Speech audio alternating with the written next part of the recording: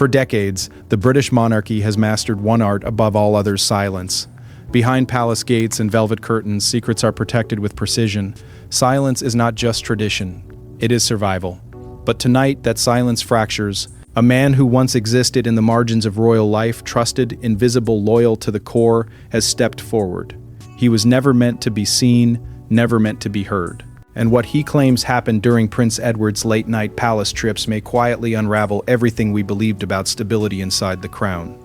He was not a courtier, not a press aide, not a senior advisor whispering strategy in gilded rooms. He was the driver, the man who held the steering wheel while history sat in the back seat.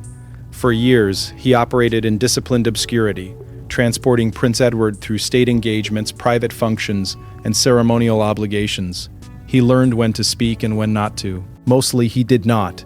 In royal service, invisibility is a virtue. Inside the royal household, silence is structured. Staff are trained to look forward, not sideways. Questions are liabilities. Curiosity is dangerous. The driver understood this instinctively. His job required discretion beyond ordinary loyalty. He heard fragments of conversations, caught glimpses of fatigue, sensed tension in the prince's voice during phone calls that ended abruptly when the car door opened. He absorbed it all and carried on. Then the pattern began. At first, it was subtle: a late-night request here, an unscheduled departure there. No press briefing, no official diary entry, no convoy. Just a quiet instruction delivered with unusual urgency. We're leaving. Now, the palace gates would open into darkness and they would disappear into the sleeping city without explanation. Midnight became routine. Sometimes later, the streets were empty, but the air inside the car felt heavy, charged with something unspoken. There were no public events attached to these trips, no charity dinners, no diplomatic receptions. The security detail remained minimal, almost deliberately restrained. Other staff began to notice the frequency. Whispers floated through service corridors. A glance exchanged here, a raised eyebrow there. Nothing loud, nothing accusatory, but enough to signal that something was shifting beneath the polished surface. The driver felt it too, a change in Prince Edward's demeanor once night fell. By day, the prince was measured, composed, dutiful. By night, there was urgency, a tension in his posture, a silence thicker than usual. Occasionally, a phone call taken in hushed tones, words clipped and careful. The driver never asked questions, but questions began asking him. Loyalty had always been simple. You serve, you protect, you do not betray confidence. But repetition breeds awareness, and awareness breeds doubt. Each unrecorded departure carved a quiet crack in the driver's certainty. He began to sense that these journeys were not impulsive or personal indulgences. They carried weight. History, perhaps, or consequence. The breaking point did not arrive dramatically. It came in a single moment, a night when Prince Edward returned from one of those visits, visibly shaken, his composure fractured in a way the driver had never witnessed. There was no scandal in the obvious sense, no tabloid headline waiting to explode. What unsettled the driver was something deeper, a tone of finality, a quiet fear. A sentence muttered under breath that suggested something long buried was refusing to stay hidden. For years he told himself it was not his place. But conscience has its own clock, and when it struck midnight for the last time, silence no longer felt noble. It felt complicit. But before we unravel what truly unfolded during those shadowed journeys, we must first understand the man at the center of it all and the quiet pressure building behind palace walls. He was never meant to be the headline. Overshadowed by heirs apparent and louder controversies, Prince Edward occupied what many believed to be the safest position in the monarchy, the quiet one, dutiful, disciplined, predictable. Disciplined, predictable. The royal who caused no storms and demanded no spotlight. Or at least, that was the version presented to the public. But those who stood close enough to observe without being seen described something far more layered, a man carrying private burdens that never reached the press, and whose nights told a different story than his carefully managed days. In public, Prince Edward moved with measured restraint. He respected tradition with almost stubborn precision. He followed protocol as though it were sacred text. No dramatic speeches, no reckless gestures. He embodied reliability. Within palace walls, that reliability was valued, even praised. He did not chase attention, he avoided it.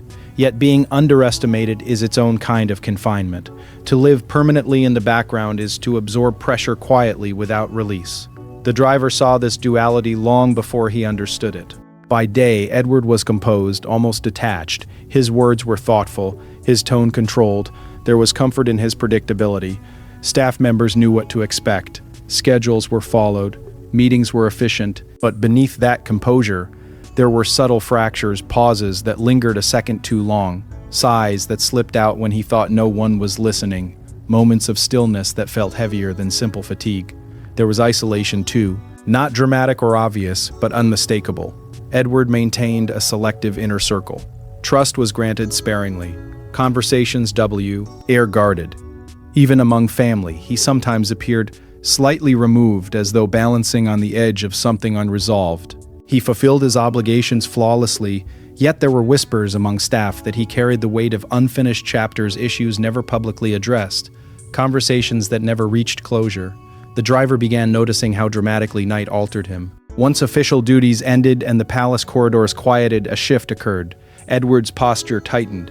His tone sharpened. The calm predictability of the day dissolved into urgency. He would request departures with little explanation. Sometimes there was a phone call beforehand, brief and tense. Other times only a look determined, almost burdened, that signaled they were leaving. Inside the car, silence became thicker, not empty but crowded with thought. The driver sensed that whatever occupied the prince's mind after dark was far removed from ceremonial obligations. Occasionally, Edward would murmur fragments under his breath, references to responsibility, to legacy, to decisions that could not be undone. They were not confessions, they were glimpses. What struck the driver most was the contrast: success by daylight, strain by midnight, applause in public, unease in private. It was as though Edward existed in two realms, the visible prince bound to tradition, and the unseen man wrestling with something history refused to forget. And then there was timing. These late-night departures did not begin randomly. They emerged during a period of quiet tension within the royal household, subtle disagreements, strategic meetings held behind closed doors, a sense that certain narratives were being carefully reinforced. No official announcement marked this shift. No scandal exploded, but the atmosphere changed. The driver did not yet know what it meant. He only knew that the prince he transported through ceremonial daylight was not the same man he drove into the shadows. And it was during one particularly tense season within the palace that the driver began to notice a pattern, one that no official diary would ever record. At first it seemed incidental. A drive here, a quiet departure there. But then the driver started keeping mental notes. Same time, same urgency, same instruction. No staff chatter, no questions. Always past midnight. Always unannounced. The palace gates would open into darkness, and Prince Edward would disappear into London's sleeping streets. Where was he going? And why so secretly? What began as isolated incidents slowly revealed itself as a pattern too precise to dismiss. The frequency unsettled him most. These were not rare escapes from royal routine. They happened multiple times a month, sometimes twice in a week. On certain stretches, consecutive nights. Each request delivered calmly but firmly, as though rehearsed. There would be no advanced scheduling, no official motorcade, no extended security sweep. Just a pared-down operation, minimal staff, minimal visibility. It was discretion refined to an art. The routine became almost ritualistic. A brief call would come through. The prince would appear composed yet intent, offering no explanation beyond a destination that was never spoken aloud in full. The driver understood instinctively where they were headed. The route began the same, winding away from the palace's guarded perimeter, but it never stayed predictable for long. Halfway through the journey, Edward would sometimes instruct a detour, a sudden change of direction, a different bridge, a slower road. No reason given. The driver obeyed, but his mind raced. These adjustments felt strategic, not spontaneous, as though someone was always watching, or as though Edward believed they might be. Inside the car, silence carried weight. The prince rarely spoke unless absolutely necessary. His usual composed demeanor tightened into something sharper, more alert. Occasionally, his phone would light up. Conversations were brief and hushed. The driver caught fragments, references to timing, to discretion, to something that could not resurface.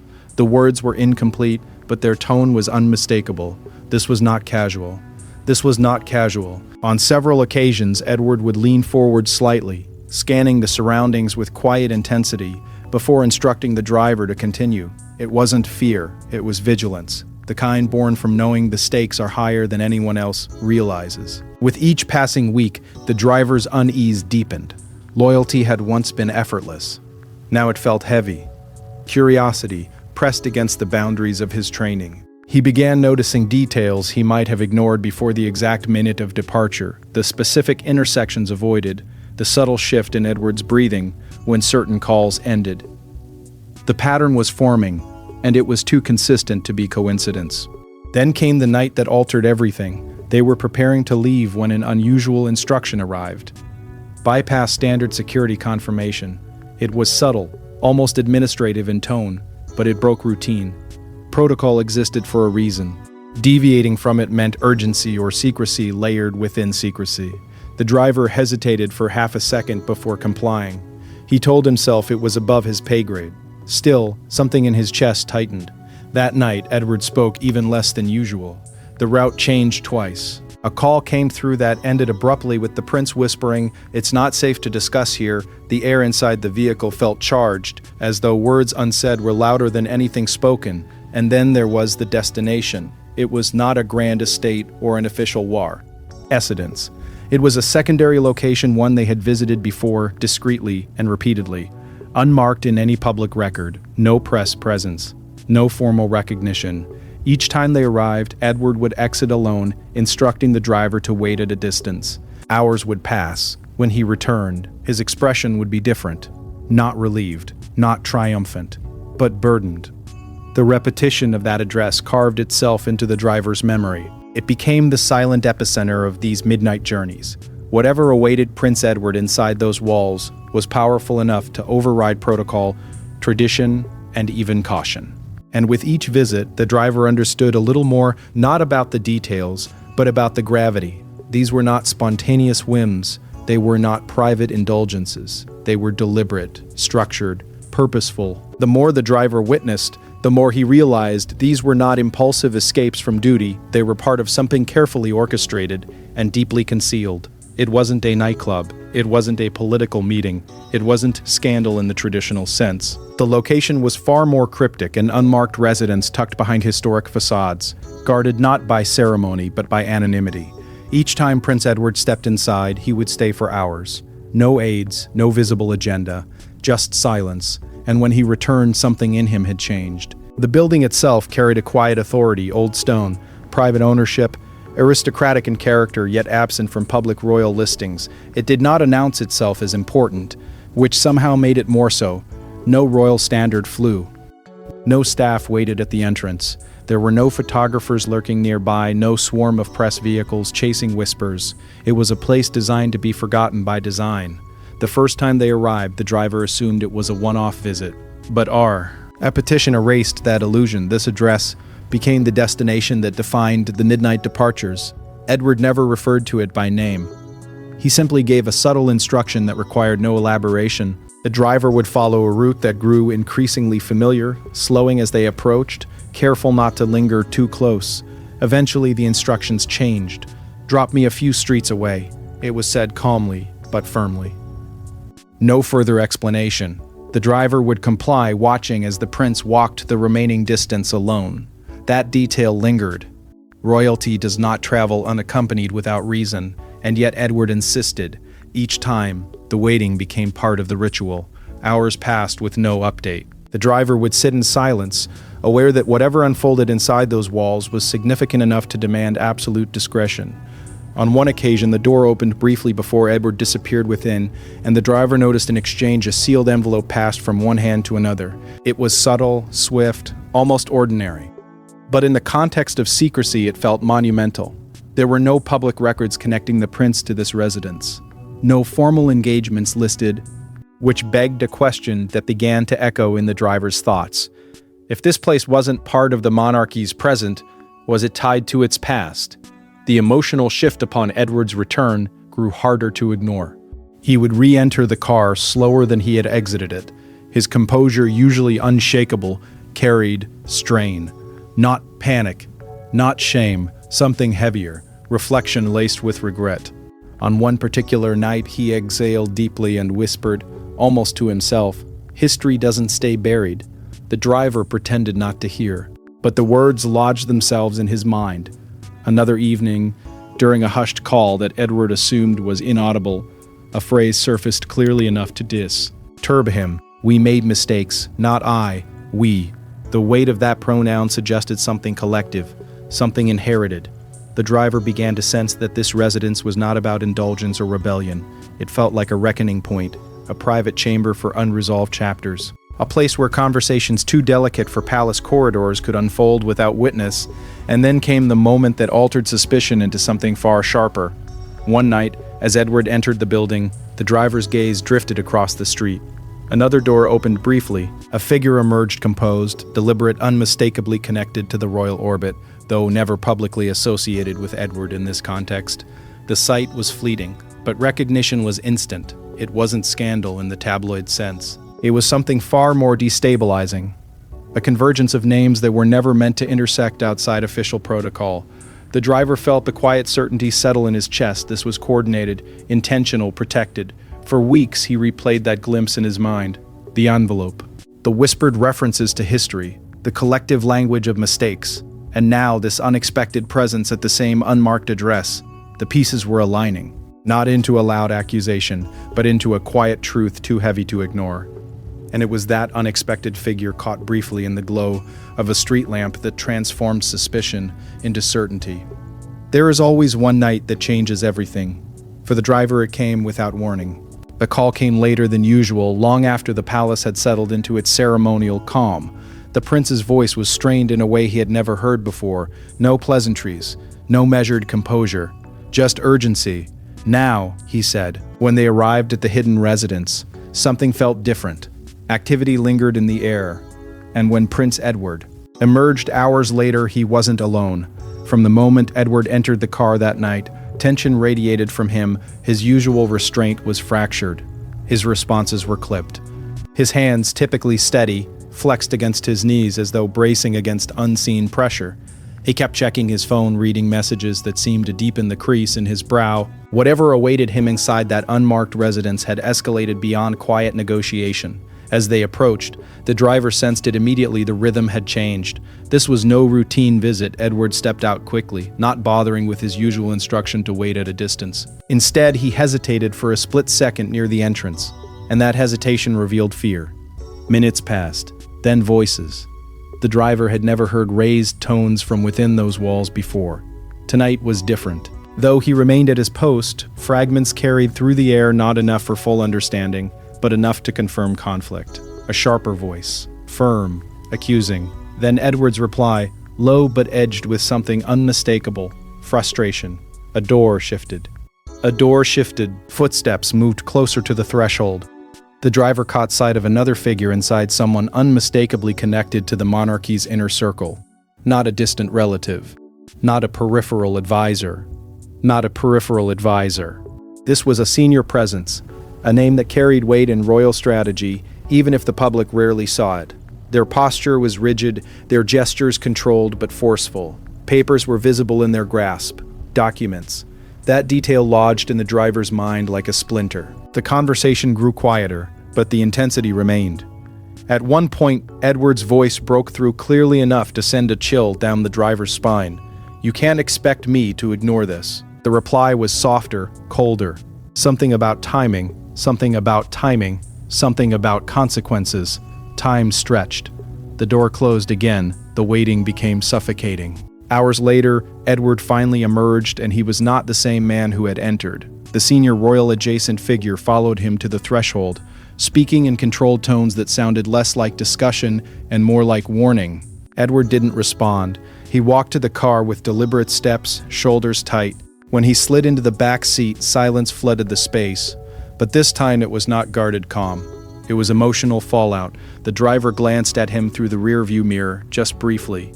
And what he saw shattered any illusion of simple protocol. Edward's eyes were wet, not dramatically, not theatrically, just the quiet sheen of someone wrestling with something too heavy to carry alone. Anger simmered beneath the surface. So did desperation. His breathing was uneven. His composure, usually impenetrable, had cracked. Halfway through the return journey, Edward finally spoke, not to the driver but to the darkness between them. "It can't stay buried forever." The words were soft, final, as though he had just crossed an internal line. The driver felt his chest tighten. Loyalty demanded silence. It always had. He had built his career on discretion, but tonight had changed the equation. This was not a private indulgence. This was not a private indulgence. This was not harmless secrecy. This felt historical, consequential, potentially explosive. He found himself torn between two forces: the oath he had signed and the truth he had witnessed. Every instinct told him to lock the memory away, to bury it alongside whatever documents had triggered that confrontation. But another voice, quieter yet persistent, asked a question he could no longer ignore. If something truly significant was being suppressed, did silence make him complicit? That nig. HT marked a fracture, not just in Edward's composure, but in the driver's certainty. The illusion of harmless secrecy dissolved. In its place stood the realization that these midnight trips were not maintenance of legacy, they were a battle over it. And though the palace gates closed behind them as they always did, sealing the night within its walls, the true weight of what had happened did not settle immediately. It lingered, it expanded, it waited. But the true weight of that night would only become clear weeks later when palace dynamics shifted in ways the public never connected. Royal scandals are rarely explosive at first. They begin as whispers, glances exchanged in corridors, conversations that dissolve the moment footsteps approach. The driver began noticing it everywhere. Staff who once moved with routine confidence now carried tension in their posture. Schedules shifted without explanation. Press teams huddled longer than usual behind closed doors. Something had stirred beneath the polished surface of the monarchy, and somehow those midnight journeys were sitting at the center of it. Security tightened almost overnight. Not dramatically, not in a way the public would detect, but internally, the atmosphere shifted. Additional clearances were required for meetings that previously needed none. Access to certain wings became restricted. Even long-serving staff found themselves quietly rerouted from responsibilities they had handled for years. It was subtle, strategic, as though the palace was bracing for something without announcing what that something might be. Press briefings began emphasizing a phrase that echoed repeatedly: family unity. It was delivered calmly, almost casually, yet its repetition felt intentional. When institutions stress unity, it often means fracture lurks beneath.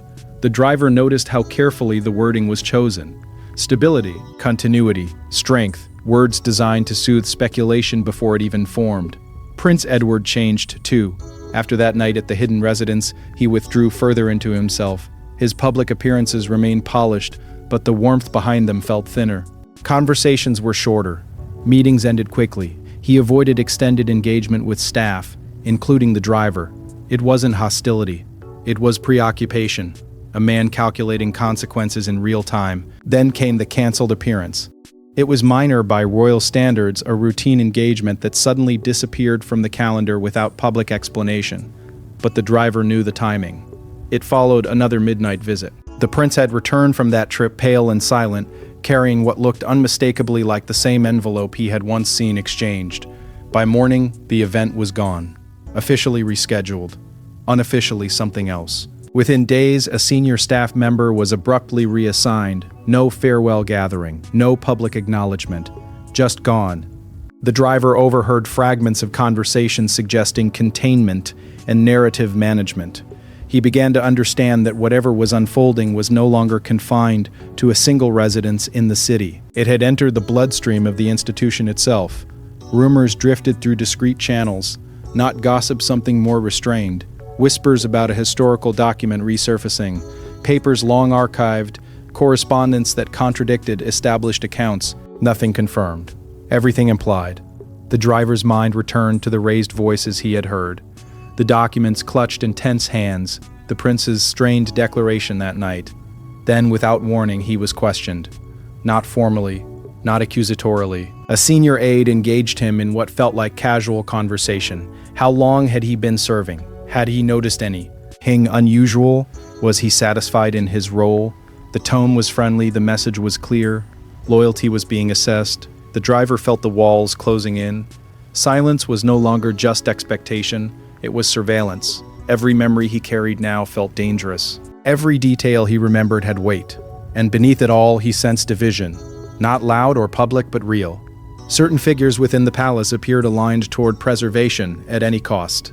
Others seemed restless, aware that burying truth rarely ends well. Edward himself stood somewhere in the middle, torn between heritage and honesty. The driver understood then that the midnight trips were not isolated secrets.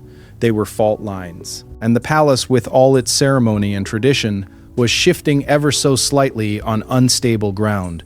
He could remain what he had always been: invisible, obedient, silent. Or he could acknowledge that history, once stirred, does not easily return to sleep. And then came the moment that forced the driver to make a choice: remain silent forever, or risk everything.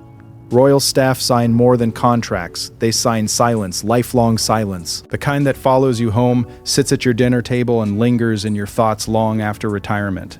So why would a trusted driver break that oath now?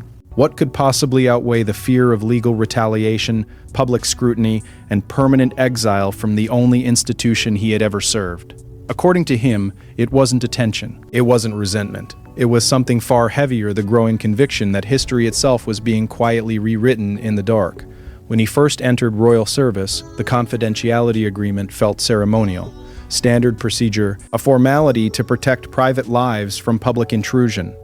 But over time, he understood its true gravity. It wasn't just a document. It was a boundary. Speak, and you disappear. Question, and you are replaced. Loyalty was not symbolic. It was enforced through expectation and tradition. For years, he upheld that oath without hesitation. He had transported dignitaries, witnessed tense exchanges, overheard fragments of conversations that would have sparked headlines. He never faltered. Silence was his identity. It gave him purpose. But the midnight journeys changed the weight of that silence. At first, he told himself it wasn't his place to interpret what he saw. The monarchy had survived wars, scandals, abdications. It could survive internal debates too. Yet the confrontation he overheard, the documents exchanged, the visible anguish in Prince Edward's eyes, these were not ordinary palace tensions. They carried the gravity of legacy, of narrative control, of something larger than one man's private burden. He began to fear not scandal, but erosion. If the institution he had pledged to protect was built on selective truths, what would happen when those truths inevitably surfaced? Was he preserving dignity or participating in concealment? The question haunted him. Then came the approach. It wasn't dramatic. No flashing cameras, no aggressive pursuit. A journalist reached out quietly, through an intermediary who knew of his long service. The message was simple. There were rumors, questions. Would he be willing to clarify? He ignored it at first. Then the messages continued, measured and patient. The journalist already knew fragments about late-night movements, about internal tension. They were searching for confirmation. The driver declined again. Loyalty held firm. Until the statement. Weeks after the night of raised voices and visible tears, a public declaration emerged from palace officials. Calm, confident, final. It dismissed speculation about archival misunderstandings. Final. It dismissed speculation about archival misunderstandings and assured the public that all historical matters had long been resolved. The driver read it twice. His chest tightened. He knew that was not true. He had witnessed the unrest. He had heard the phrase, "It can't stay buried forever." That was the tipping point. It wasn't anger that pushed him forward. It was dissonance. A fracture between what he had seen and what the public was being told. Silence no longer felt like protection. It felt like distortion. The toll was immediate. His family sensed the tension before he spoke a word publicly. Long evenings, restless nights, the weight of a decision that could alter their lives. Legal consequences were real. Reputation damage was certain. They debated it quietly, knowing the cost. In the end, he made his choice not out of rebellion, but out of conviction. The late-night trips, he insists, were not about scandalous indulgence or betrayal of the crown. They were about safeguarding a hidden truth, one that had the potential to redefine legacy if mishandled. He claims Prince Edward was not orchestrating deception but struggling within it. He does not present himself as a hero. He presents himself as a witness. His aim, he says, is not to dismantle the monarchy. It is to prevent it from collapsing under the weight of its own silence. Transparency, not destruction. Accountability, not chaos. But what exactly was that hidden truth, and why would exposing it shake the monarchy at its very foundation? Every monarchy is built on myth, on stories polished over time until rough edges disappear and contradictions soften into legend. Narratives are curated, preserved, passed down like heirlooms. But what if one of those narratives was incomplete, not entirely false, just carefully edited? According to the driver, Prince Edward's midnight visits were never about scandal in the tabloid sense. They revolved around a concealed chapter of royal history, one that, if acknowledged openly, would not simply embarrass the palace, it would force a reckoning that rippled far beyond its gates. At the center of it all, he claims, was a hidden family matter tied directly to legacy. Not a modern misstep, not a recent controversy, but something older, something embedded in the institution's foundation. A decision made decades ago, perhaps longer, that shaped succession, shaped alliances, shaped the official record itself. The kind of decision that seemed necessary at the time. The kind that generations later begins to demand re-examination. The driver insists he never saw the full contents of the documents exchanged that night, but he saw enough to understand their weight. Letters, private correspondence, signatures from figures long revered. He believes those papers contradict parts of the public narrative that has defined a branch of the family for years, not wildly, not explosively, but significantly enough to shift perception, to raise uncomfortable questions about intention, omission, and responsibility. And within that tension, he places Prince Edward not as architect, but as guardian. Edward, he says, carried the burden of knowing, not because he created the situation, but because inheritance in a monarchy is not limited to crowns and titles. It includes secrets, it includes unfinished business. It includes generational guilt, the silent acknowledgement that some choices made in the name of preservation left fractures that were never fully repaired. Those midnight meetings were, in his view, attempts to address that fracture, to decide whether truth should finally surface or remain sealed within archives. The senior royal adjacent figure he glimpsed was not there for gossip. They were there for negotiation, for containment, for strategy. Inside the palace, debate simmered. Some believed disclosure woe, all demonstrate strength, proof that the institution could confront its past with dignity. Others feared it would destabilize public trust, ignite unnecessary controversy, reopen wounds carefully stitched closed. The monarchy survives on continuity. Sudden revisions to its narrative threaten that continuity. The driver became convinced that Edward stood between two forces, duty to family tradition and duty to historical honesty. He recalls the prince's exhaustion, the visible strain of balancing loyalty to ancestors with accountability to the present. This was not recklessness, it was moral conflict. A man raised to protect legacy wrestling with the idea that protection sometimes requires revelation. Adding to the urgency was timing. An upcoming public event loomed, one steeped in symbolism, celebrating continuity and heritage. The driver believes discussions during those midnight visits centered on whether that event could proceed without addressing what lay beneath the surface, whether silence would appear graceful or deceptive. This is not a tale of scandalous affairs or hidden crimes. It is a moral dilemma, a clash between image and integrity, between myth and memory. If the concealed chapter were acknowledged, it would not topple the crown overnight, but it would reshape understanding. It would challenge the comforting simplicity of a story long accepted as complete. The driver speaks not with outrage, but with gravity. He believes Edward's struggle was never about self-preservation. It was about deciding whether history belongs to those who write it or those who inherit it. And now, with the driver's silence broken, the monarchy faces a crossroads it can no longer ignore. The palace lights still glow at midnight. The gates still close with the same ceremonial precision they always have. From the outside, nothing appears fractured. The monarchy continues its rhythm engagements, statements, appearances delivered with practiced calm. But something has shifted. The illusion of total control has cracked ever so slightly. One man's testimony has opened a door the institution may struggle to close.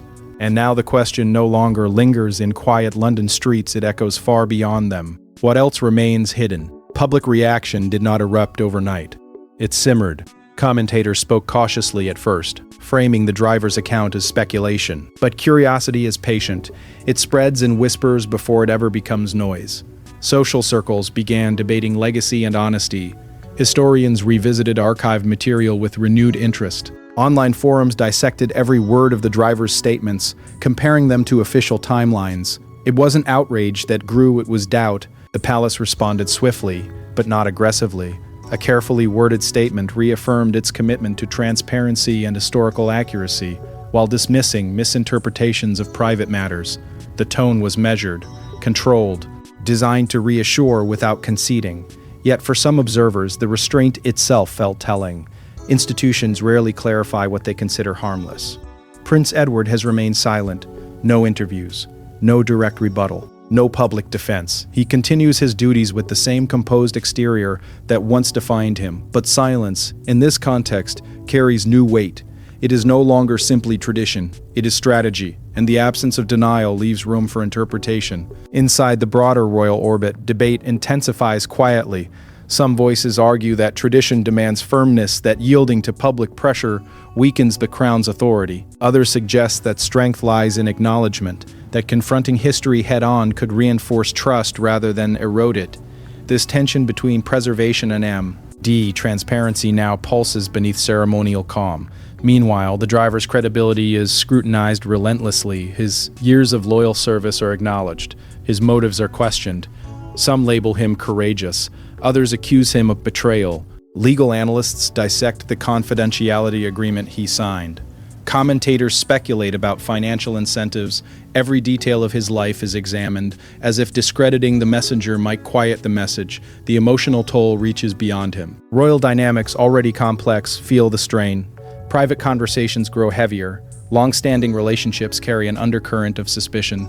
Even if the concealed chapter never fully surfaces, the knowledge that it exists, that it was debated in secret, alters something fundamental. And yet, nothing definitive has been revealed. No document publicly displayed. No confession delivered. Just implication. Just testimony. Just the steady erosion of certainty. What makes this moment powerful is not a dramatic exposure, but the possibility of the sense that something unresolved stands at the edge of disclosure. That the next public event, the next commemorative speech, the next symbolic gesture might carry more meaning than it appears. The monarchy survives on continuity, on controlled narrative, on endurance, but endurance does not erase tension, it absorbs it. The palace lights still glow, the gates still close. Prince Edward still performs his role. And the driver, now outside those gates, carries the memory of midnight journeys that refuse to fade. There is no explosion, no final revelation. Only a question suspended in the air, unanswered and persistent. Because in the world of royalty, secrets rarely disappear, they simply wait for the next midnight to resurface.